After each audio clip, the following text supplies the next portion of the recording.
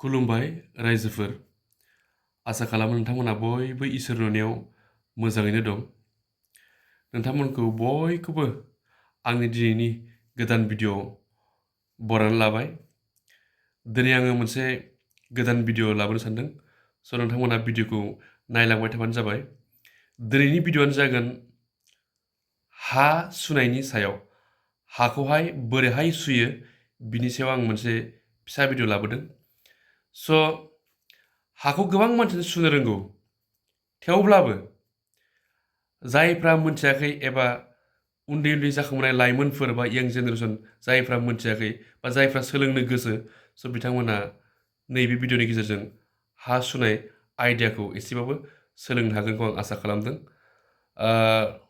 फ्राय आङो नैबे भिडिअखौ एक्सुवेलि इयुन जेनेरेसन जायफ्रा लाइमोन उन्दै उन्दै जाखांबोनाय फरायसा फरायसुलिफोर हा सुनायनि सायाव जायफ्रा गोसो दं एबा मोनथियाखै, स' बिसोरनि थाखाय नैबे भिडिअखौ लाबोनाय जादों। स' नोंथांमोनखौ भिडिअखौ नायलांगोन होननानै आङो आसा खालामनाय थाबाय। नायलांबाय थादो भिडिअखौ। हा सुनायखौ सोलोंनायनि सिगां जोङो माखासे फर्मुलाखौ जों मिथिना लाग्रोनांगोन। स' हा सुनायनि सिगां नैबे फर्मुलाया जोबोद गोनांथार।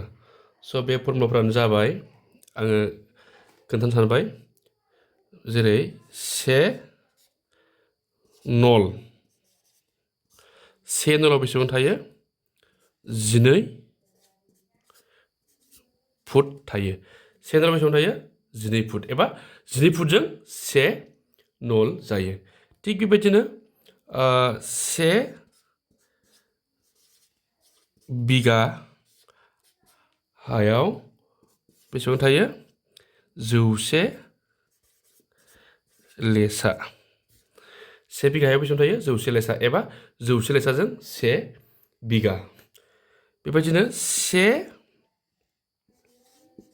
खथा। 1 खथायाव बेसेबां थायो?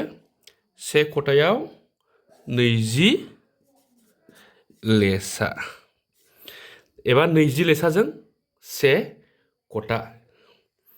थिग बिदिनो 1 बिगा। 1 बिगायाव बेसेबां थायो? 5 खथा। स' जों बेखिनि फर्मुलाखौ जों लाग्रोनांगोन। होमबानो जों हा सुनायाव एसे इजि जायो। 1 नल, जोंनि आबै आबौ गोदोनिफ्राय सोलोंबोनाय, गोदोनिफ्राय जोङो हा सुनायाव नैबे नलखौ बाहायबाय थायो आरो 1 नल 2 नल। स' बे नला जाहैबाय 1 नलाव 12 फुट एबा 12 फुटजों 1 नल। थिग बिदिनो 1 बिगायाव 100 लेसा एबा 100 लेसाजों 1 बिगा। थिग बिदिनो 1 खथायाव 20 लेसा एबा 20 लेसाजों 1 खथा। थिग बिदिनो 1 बिगायाव 5 खथा थायो एबा 5 खथाजों 1 बिगा हा थायो। स' बेखिनि फर्मुलाखौ जोङो रोंग्रोगोन। दानिया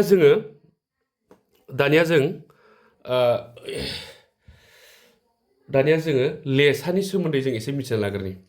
स' हा सुनायाव जे लेसाखौ बाहायबाय थायो, स' लेसाया माखौ बुङो, नङा होमबा? जोङो लेसाखौ एसे मिथिना लाग्रोनि।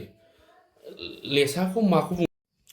लेसानि सोमोन्दै मोनथिनो थाखाय आं दायो गिबियाव मोनसे फिसा डायग्राम आखिग्रोनि। स' डायग्रामखौ आखिबा एसे गोरलैसिन जागोन। बेबायदि मोनसे आखिना लाग्रोबाय आङो। हमना ला हानि साइजआ बेबायदि आरोखि, नङा होमबा? बेबायदि आरोखि हानि साइजआ। दा हाखौ सुयोबा जों गिबियाव नै बिथिंखौ गोलाव लाबाय, बिथिंखौ गुवार लाबाय, नङा होमबा? गोलाव गुवार। दानिया जों मा होनदों? लेसानि सोमोन्दै जों मिथिनोबा सिगाङाव मा खालामनांगोन जोङो? नलखौ जों बाहायो। बिनिफ्राय बिसिम 1 नल, थारमाने 1 नलाव बेसेबां थायो? 12 फुट। बिनिफ्राय बिसिम 12 फुट एबा 1 नल। ओरैहायबो गुवारथिं बिनिफ्राय बिसिम 1 नल एबा 12 फुट। इथिंबो 12 फुट, इथिंबो 12 फुट। माने इथिंबो 1 नल, ओरैबो 1 नल। ओरैबो 12 फुट, ओरैबो 12 फुट। होमबा बिनि दब्लायथि एबा एरियाया, जागोन मा? 12 फुट सानजाब 12 फुट, नङा होमबा? अब्ला मा जागोन? 144 बर्ग फुट नङा होमबा 144 बर्ग फुट बे 144 बर्ग फुटखौनो बुङो मा से लेसा हो से लेसा बुंनाय जायो से लेसा बेसे 144 बर्ग फुट से लेसायाव बेसे से लेसायाव बेसेबां थायो 144 बर्ग फुट थायो बा 144 बर्ग फुटजों से लेसा जायो थारमाने नैबे खथासेखौ होनो आरोखि माने नैबे खथासेया एक लेसा अके नैबे खथासेया जाबाय से लेसा बिदिनो ओरै बारायला हाखौ सुफायलांबा ओरैबो 2 लेसा 3 लेसा 4 लेसा 5 लेसा 6 लेसा बिदिनो 7 लेसा 8 लेसा 9 लेसा 10 लेसा बिदिनो 11 12 13 14 15 बिदिनो बारलाङो आरोखि हाखौ सुबाय जे बारलाङो बे टटेल एरियाया जेब्लानाखि नोंनि हाया सुयै माने सुनानै नोंना मा होनो बेखौ जेब्ला नोङो 20 लेसा मोनगोन ना हाया नङा होमबा अब्ला मा होनगोन 20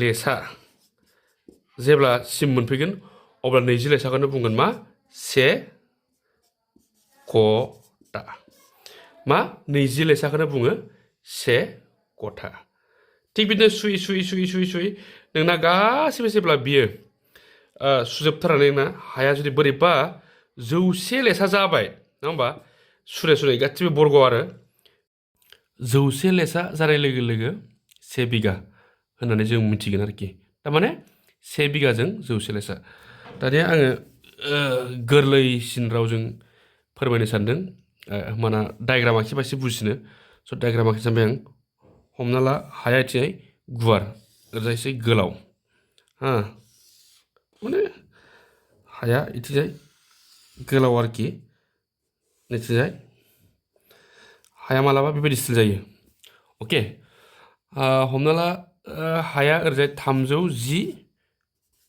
फुट गोलाव बे गोलाव दै गोलाव ओमफ्राय इथिंजाय गुवारा बिदिनो हमना लाबाय आङो 100 फुट हमबाय आरोखि 100 फुट बे जाबाय गुवारा 100 फुट 100 फुट आरोखि दै दाना जों बेबायदि हाया ओरैजाय जुदि गोलावा 310 फुट गोलाव गुवारा 100 फुट गुवार जायोब्ला होमबा बे हानि दब्लायथि एबा एरिया जागोन निदि आरोखि एरिया जागोन 310 फुट ओमफ्राय सानजाब 100 फुट थारमाने गोलाव सानजाब गुवार होमबा जों मा मोनगोन 300 सानजाबा जों बिदि मोनबाय नङा होमबा ओमफ्राय फुटआ मोननै जागोन फुटआ मोननैबा जोङो फुट स्कुवार होयो एबा बर्ग फुट जों बिदि लिरो आरो फुट स्कुवार लिरो बर्ग फुट लिरो जों बिदि हायो दानिया गुथे हानि खारिया बेसे मोनखो 31,000 बर्ग फुट नङा होमबा 31,000 बर्ग फुट माने 31,000 फुट स्कुवार जोङो मोननाय जाबाय दानिया बे 31,000 फुट स्कुवार एबा बर्ग फुटखौनो जोङो 144 बर्ग फुटजों जों राननांगौ माने 144 बर्ग फुटआ जाहैबाय दहाय जे आं बुंदोंमोन नैबेनि फर्मुलाया नैबे ओरैबो से नल ओरैबो से नल माने ओरैबो 12 फुट ओरैबो 12 फुट जों 144 बर्ग फुट स्कुवाराव एक लेसा होनदोंना बुंदों आङो बे एक लेसा एबा 144 बर्ग फुटजों जोङो नैबेखौ रानगोन जों जेब्लायबो फिथा जों सुनायाव गोलाव गुवारखौ फुटाव लानानै जिखिनि सानजाबनानै मोनो बेखौ जोङो 144 जों राननांगौ 144 जों राननायाव मा मोनखो जोङो 144 राननायाव जों मा मोनखो 144 राननायाव जों मोनबाय मा 215 माने मोनबाय जोङो अके 215 जोङो मोनबाय 30,000खौ 144जों राननायाव जिखिनि मोनो बे मोननायानो जागोन मा लेसा अके लेसा फैबाय दाना बेसे लेसा मोनखो 215 लेसा जों मोननाय जाबाय स' 215 लेसा माने 2 बिगा एसेबां तारमाने बेखौ बुंगोन मा 2 बिगा 15 लेसा अके 2 बिगा 15 लेसा हा जों मोननो हाबाय मोनथिबाय रायजोफोर स' गोलावा बेसेबांमोन गुवारा बेसेबांमोन स' गोलाव आरो गुवारखौ जोङो सानजाबनानै जिखिनि मोनो बेखौ जोङो जेब्लायबो 144 बर्ग फुट स्कुवारजों राननांगौ तारमाने बेबो बर्ग फुट नैबेबो बर्ग फुट एबा बर्ग फुटजों रानबाय लेसा महर लाबाय थिग बिदिनो 215 लेसा मोनबाय तारमाने 215 लेसा तारमाने 2 बिगा 15 लेसा स' हानि साइजआ बेबायदिखौ जोङो बेबायदि सुयो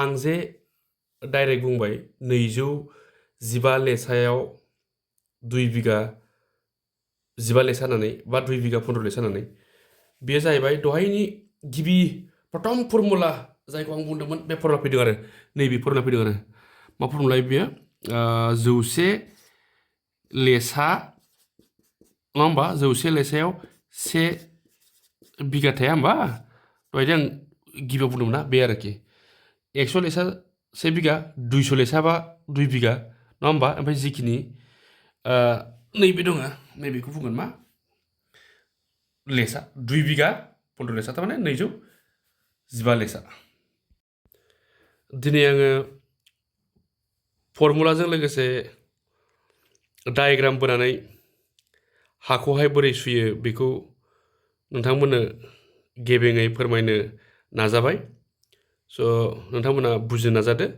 दानिया हायाथ' आं दा नोंथांमोननो जेरैबायदि नैबेबायदि जिथु आखान्थि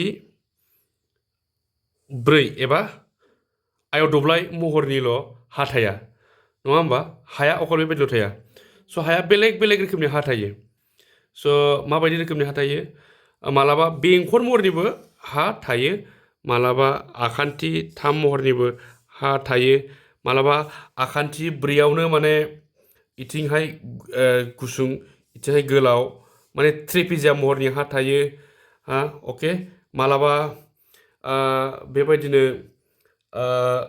रम्बास साइजनिबो हा थायो अके नैबायदिबो रोखोमनि बेबायदि रोखोमनिबो हा थायो आरोखि अके बेबायदि रोखोमनिबो माने हा थायो मालाबा स' बेबायदि रोखोमनि हा सुनाय बेबायदि साइजनि हाखौहाय माबायदि फर्मुलाजों सुयो स' बिनि मोनसे फर्मुला एबा फोरोंनाय भिडिअखौ आङो नोंथांमोननो नेक्स्ट भिडिअ लाबोगोन स' नेक्स्ट भिडिअआ फैगासिनो दं स' नेक्स्ट भिडिअनि थाखायबो नोंथांमोनहा साखाफारा जाना थादो जिहेथु हा सुनाय आयदाखौ गोबाङानो मोनथिया आरो जाखांबोनाय उन्दै लोगोफ्रा फ्राय मिथिया स' आं सानो नैबे भिउवार्स बिथांमोननि गेजेराव जुदि जाय बिथांमोनहा हा सुनायखौ मोजाङै गेबेङै बुजिनो नाजादोंब्ला उननि नैबे बेलेग बेलेग स्टाइलनि हा सुनायखौबो आङो बिनि सायाव मोनसे भिडिअ लाबोनो